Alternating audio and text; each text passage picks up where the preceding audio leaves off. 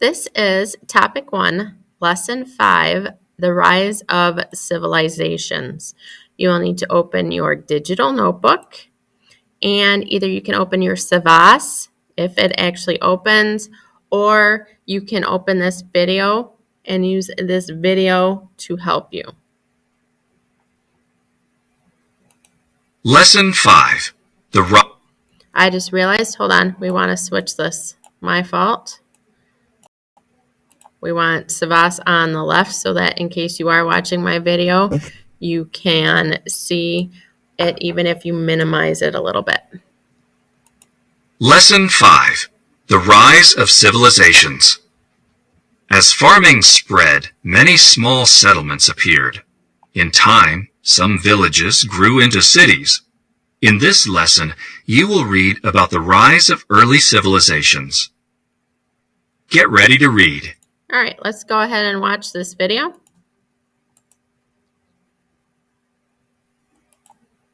When we look at early human history, we talk about civilizations. What exactly do we mean by that? The great early civilizations grew up in Asia and Africa, mainly in the valleys of great rivers, which supplied water for farming, like the Nile in Egypt, the Indus in India, and the Tigris and Euphrates in the Middle East.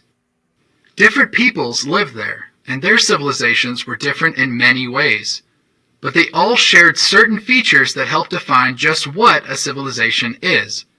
In fact, those features are still generally true for today's civilizations, the ones you and I live in today.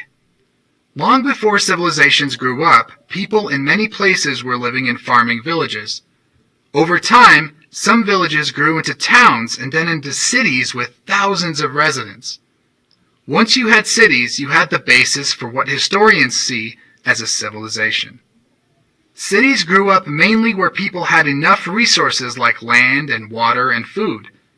They probably had other resources too, like minerals or crops to trade with nearby people. Someone had to figure out how to store the corn or wheat or other resources and manage them for everyone. And so, to have a civilization, you had to have government. A central government could do a lot of things that scattered cities and towns couldn't do on their own. People began to work together to create things that would eventually make up the basics of a civilization. Officials could organize people to build walls and defend the city from enemies. People might work together to dig canals to water their fields or build roads to expand the trade routes. A central government could also organize workers to build great public works projects, huge structures like the Great Wall of China or the Pyramids of Egypt. Many of those, of course, depended on unwilling workers, slaves, or prisoners of war, or the very poor. Government was not the only thing that brought people together. Early civilizations also had an organized shared religion. Rulers and nobles were also often priests. While this is less true today, shared values are still a uniting bond. So many people living together in one place meant a more varied and interesting population. A great city needed people who could do many different specialized jobs, from cooks and carpenters to scribes and musicians. It also gave all kinds of artists the chance to produce great works of art and architecture. Some were huge, like the pyramids, while others might be delicate gold jewelry or a carved statue of a lion. They all gave the civilization its own special culture. Just as in the earlier towns, people ended up in different social classes, some rich, many poor, some in the middle. Finally, most great civilizations had a writing system. That let people keep records, write history and poetry, and pass ideas on to people thousands of years later. So, what is a city? A civilization? Basically, cities were the centers of religion, government, and culture. A few also became centers of a civilization, which brought together cities and towns inside one complex society. People lived under a well-organized government with merchants, craftspeople, farmers, and other workers that kept things running. Civilizations can seem, and in fact are, very different from one another. But even today, as you've seen, they all have a number of things in common. How do major features of civilization appear in your community? Which do you think are more or less important today? All right, let's continue on. Put this back on this side. You will see your 4 vocab words. You've already defined them in your Frayer. You have civilization, complex society that has cities, a well-organized government, and workers with specialized job skills, resource, supply of something that can be used as needed, religion, people's beliefs and practices about the existence, nature, and worship of a god or gods, and social class, group of people living in similar economic conditions. Please take this time and get these 4 words defined in your digital notebook. All right, let's move on to page 2 of Savas and page 2 of your digital notebook. Notice both of these are highlighted yellow. How did cities lead to civilizations? As early cities grew in size and power, some of them became centers of civilizations. A civilization is a complex society that has cities, a well-organized government, and workers with specialized job skills. The word civilization comes from the Latin word civis, meaning resident of a city. All right, number 1, what best defines a civilization? You will find that answer in this circled paragraph.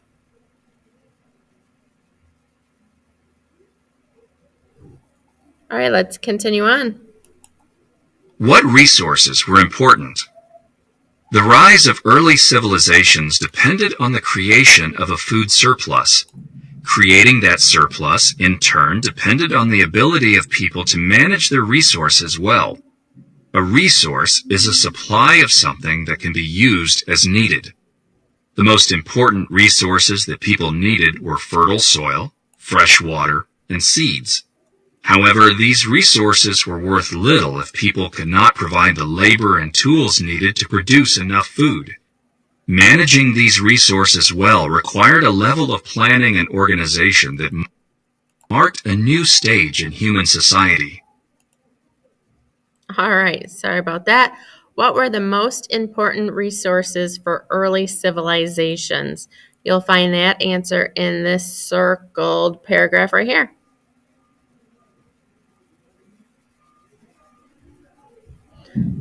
Moving on to page 3, you'll notice the first one is highlighted in yellow. Where were early civilizations? Like the earliest villages, the earliest civilization also appeared in southwestern Asia, in the city-state of Sumer. In time, other civilizations appeared in different parts of the world. All right, number 1 on page 3. Where did the earliest civilization develop? They're looking for the name of the city-state here.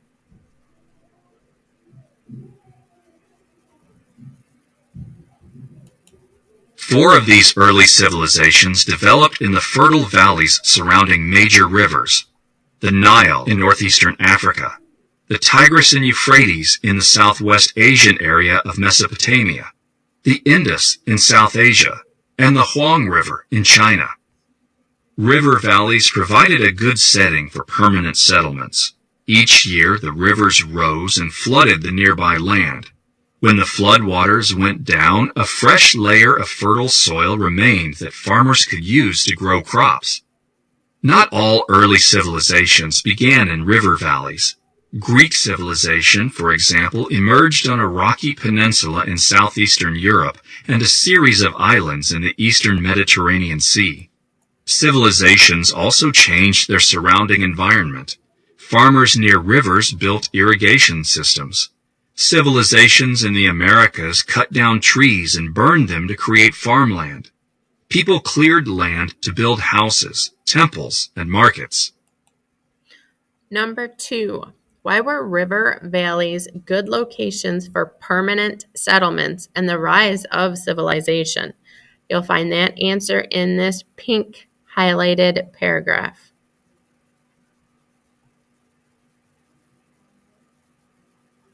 All right, let's move on to the next page in Savas and on to page 4 in your digital notebook.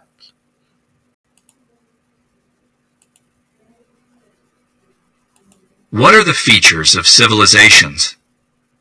The civilizations that arose in different parts of the world differed in many ways. Still, all of them had certain things in common. Most early civilizations shared 8 basic features: cities, organized governments, established religion, job specialization, social classes, public works, arts and architecture, and a system of writing. Number 1, what 8 basic features did most early civilizations share? There is a list of 8 in this green highlighted text. Please get all 8 into this number 1 answer.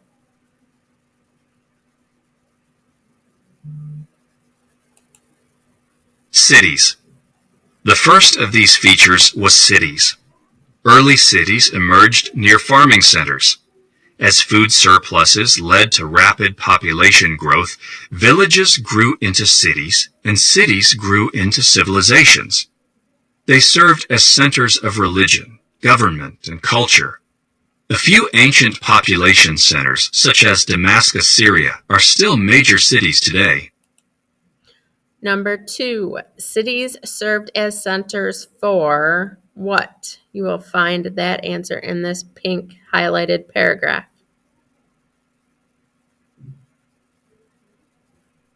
Let's move on to page 5 of our digital notebook.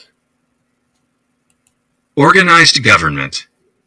The second feature of early civilizations was a well-organized government. One role of government is managing society's resources so that people get those things they need to survive. A strong government can also form and train an army to defend a society from attack or to expand its borders. Number 1, what are the roles of government? There are 2 roles listed in this blue highlighted paragraph. Please list both here. It asks for roles, 2 of them. List them here.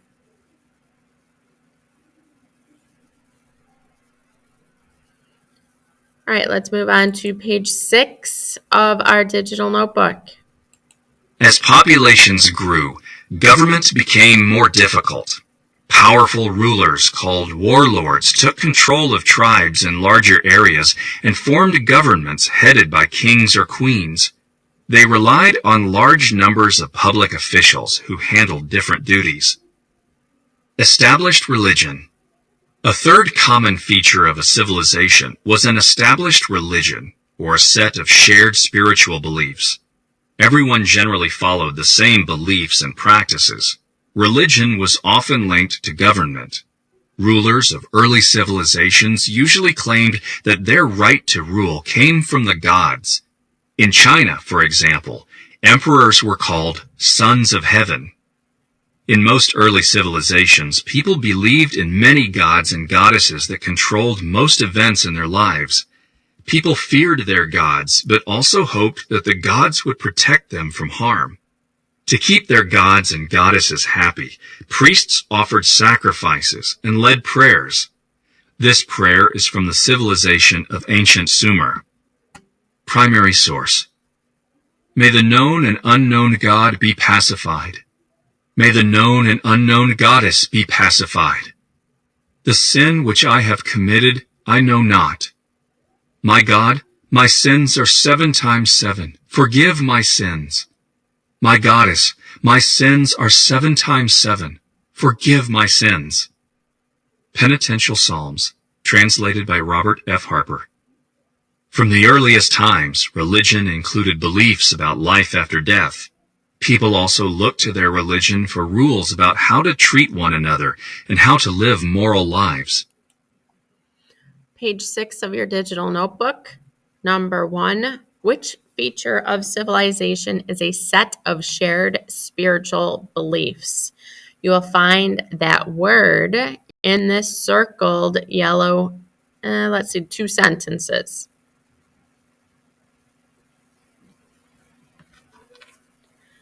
Number 2, in what way was religion often connected to government in early civilizations? You will find that answer in this pink 2 sentences. Actually, it's 3 sentences.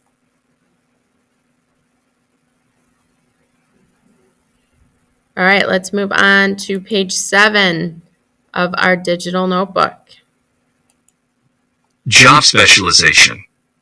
Job specialization was a fourth feature that was common to civilizations. Most people in early civilizations were farmers. They produced enough food to support many kinds of specialized workers. Skilled craft workers specialized in producing goods.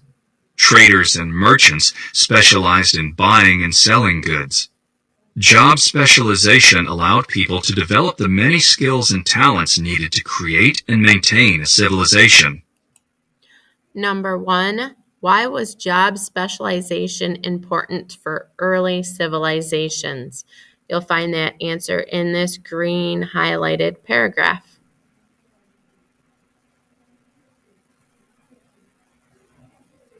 Let's move on to page 8 of our digital notebook. Social classes. A fifth feature of early civilizations was a system of social classes. Social classes are groups of people that occupy different ranks or levels in society. Class structures resembled pyramids, with the smallest number of people at the top and the largest number at the bottom.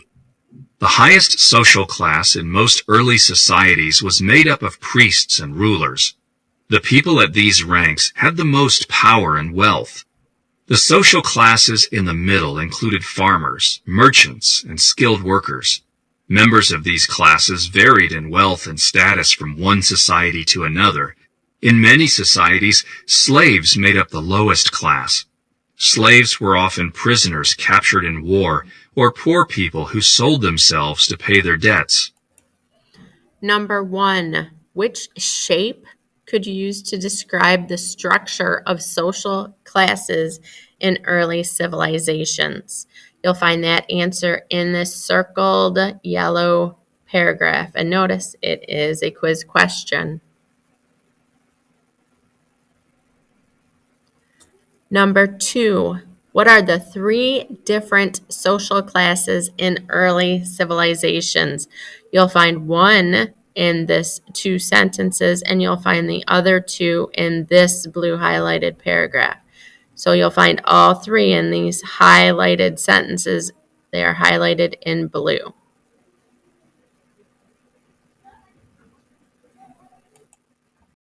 Public works.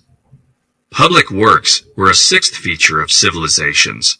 Governments organized workers to build large-scale projects such as roads, water systems, city walls, and granaries where food was stored after harvesting.